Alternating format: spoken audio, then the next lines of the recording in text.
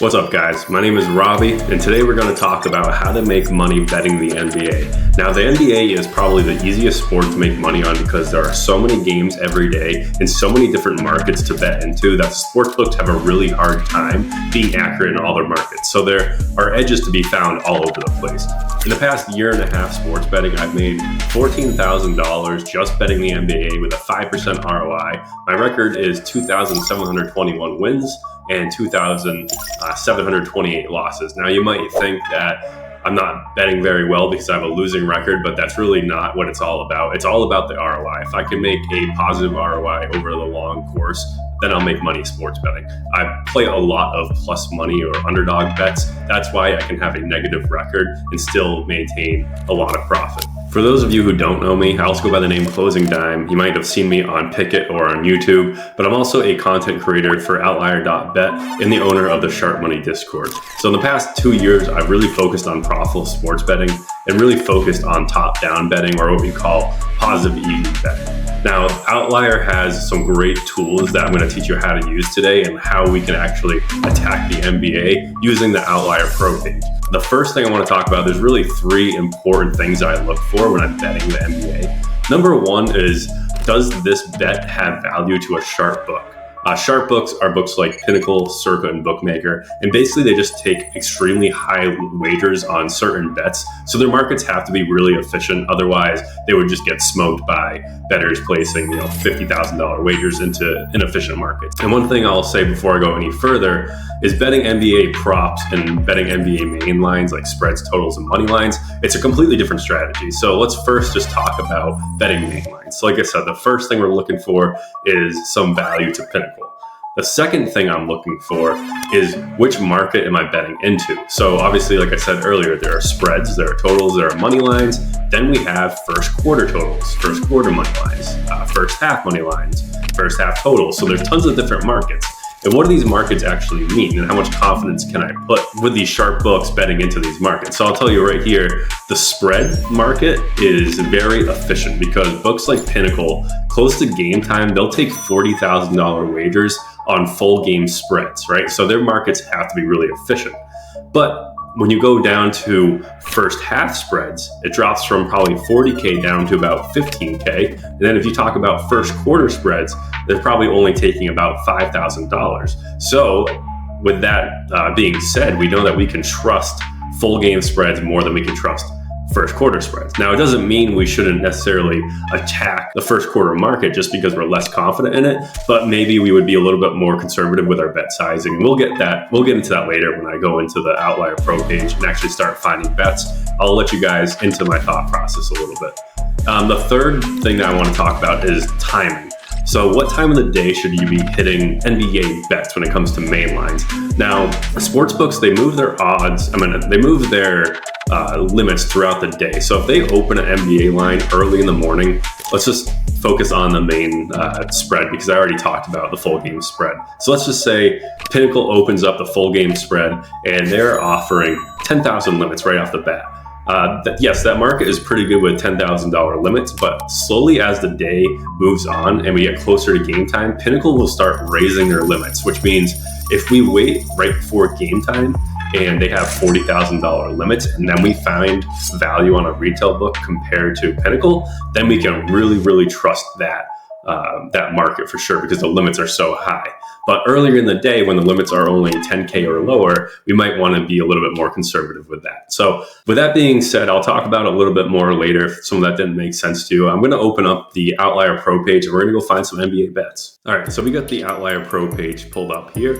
I'm going to show you guys exactly how I filter out bets to find good EV bets for the NBA. So number one, we're going to start with the DVIG book up here. This P stands for Pinnacle. And like I said, they are one of the sharp books when it comes to finding NBA props. Basically what Outlier does, it's going to compare the price of Pinnacle to all the other books that we have available to us. So we're going to start the search with Pinnacle DVIG.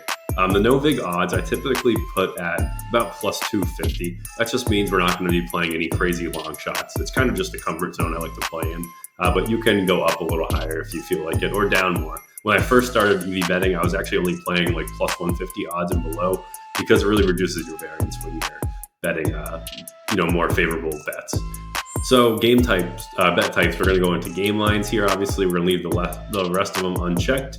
Leagues are obviously looking for NBA right now. So we have 60 results. Let's check them out. So right off the bat here, we're seeing pretty good plays, a lot of EV plays coming up. This is really good. We'll have a lot to talk about here for sure. So let's click into this first one. And this is the Suns versus Jazz. And this is a first quarter total, over 57.5. We have Pinnacle priced at plus 122 odds, but we can get this on DraftKings for plus 140. So number one, it checks off my first criterion, which is having value to a sharp hook like Pinnacle. And Outlier does a great job of actually showing you how much value there is, and that's the expected value right here. So basically, Outlier is telling us there is about a 4% edge compared to the Pinnacle odds when we bet this on DraftKings. And just with that edge, we can make a lot of money. But there's a couple other things I like to look at before I just go and kind of blindly place a bet just on the Pinnacle odds. So we have, this is what we talked about earlier. Let's talk about the market. This is a first quarter total. And one thing I didn't get into earlier, but like I said, for main markets, we have spreads, totals, and money lines. Now, when it comes to how much the books will take on these three different categories, totals are actually probably the lowest category. So like I said, for a full game spread, we might be seeing 40K wagers, but for totals, we might only be seeing a $10,000 wager right before game time on the total for the full game. That means the first half is probably going to be priced at probably like $5,000 wagers. In a first quarter total, you might only see $2,000 to $3,000 max bets. So with that being said, this is a market that I don't necessarily trust. But let's move on to step number 3, which is the timing of this, right? So this game is at 9 o'clock tonight. Like I said, it is about 10 o'clock right now. So we're 11 hours away from game time. So this market is not going to be that efficient. So this is something that I would be a little bit more conservative on, right? And Outlier has a great way to kind of be a little bit more conservative when it comes to bet sizing. So this formula right here, this is called the full Kelly, half Kelly, quarter Kelly, and eighth Kelly. And this is the Kelly criterion formula, which basically takes your EV percentage and your win probability to come up with a optimal bet size, right? So since this is a first quarter total and we are pretty far out from game time, this is something I'm not that confident in. So this is something that I would probably play probably at an eighth Kelly. Now, if this was right before game time, I would probably play it at a quarter Kelly. And if this was a spread or a market that I'm really confident in, I would play a half Kelly. So what these show you is how much to bet, right? So this Kelly number is the percent of your bankroll you should be betting. So essentially, I would just round this up. I'd probably round it up to 0.5, which is just a half of the unit, because one unit should equal 1% of your bankroll. So that's basically how I would look at this one. It's a bet that I'm not overly confident in, but it does have a ton of value. So like first quarter totals, early in the day, I'm probably looking for at least 3% EV because I want that wiggle room of this line moving against me a little bit to still have value. So when it comes to first quarter stuff, early in the day, I'm waiting for really high EVs, like over 3%. Like I said, if this was right before game time, I might take a 1% EV play, but it's not. So that's why timing is so important. That's why the market is so important. And obviously the value to Pinnacle is important, knowing how much value there is. So here's one that I'm a little bit more confident in because this is a spread. And like I said, spreads have more liquidity than the total markets.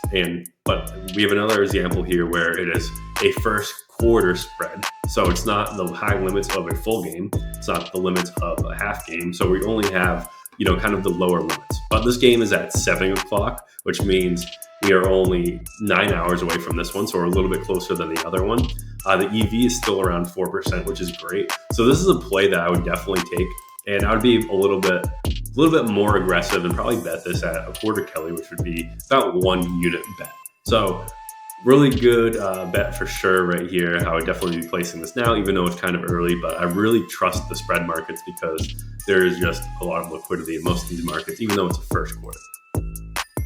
So let's look at, here's another one here, and this is going to be a better example of something that I would probably bet at a half Kelly because this is going to be a full game market for the totals. So yes, totals have less liquidity than spreads, but it's a full game market. So this market probably has the highest limits possible for totals right now. So it's something that I would trust. This is something that I would probably bet at a half Kelly. This would only recommend a quarter of a unit bet. It looks like the EV actually dropped here because I think this was originally flagged at -110 on the other page back there, but since we clicked into it and reloaded, the book actually moved to -120. And so the bet doesn't really have that much value anymore, but it's a really good example that we found a good play at -110, but the books acknowledged that they had a bad line priced out there and moved their line to -120. So now it's one of those plays that you might avoid playing just because the EV is so low. But it gives us confidence that this play was originally flagged at -110 and all the books moved to -120. It was actually popping up on MGM here, so it's likely that ESPN just removed this line completely. So let's look up a market that we have, maybe a first half market. Well, here's a great one. So like I said, when I'm quickly scanning through here, I'm obviously starting from the top down because the EV is high. So I want to look for high EV plays. But the second thing I'm really looking for is like full game stuff and markets. So here's a full game spread. So this is one, I'm basically hitting spreads to Pinnacle full game any point in the day. And I'm probably just going to bet them at a half Kelly as long as they're over like 1% EV. So right here is a play where we have Pinnacle priced at -162 and +138 on the other side. And we kind of have MGM lagging here at -140. You can see they're behind all the retail books. If you click into the DVIG odds where, they're at -140, DraftKings at -150, FanDuel at -156, and ESPN at -160. So obviously MGM's kind of on an island here. We can get a great price on them. Another thing I'd like to point out is just this fair value. So basically this is what the fair value of this price should be. So if we can find better odds than the fair value, which is -147, then we have a positive EV play. So obviously -140 is better than -147. But let's say we went into place this bet on MGM and we see that MGM now has -150 odds. Now the bet no longer has value because we're getting a worse price than the fair value. So that's what the fair value means. So that's basically going to wrap it up. That's most of the lines I'll look into.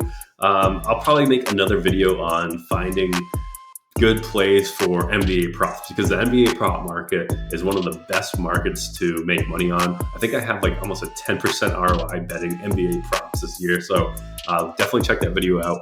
Thanks for watching, guys. I stream for Outlier on Twitch and on my YouTube channel on Tuesdays and Thursdays. So if you like positive EV betting, definitely check that stream out. I'll see you guys around. Thanks for watching.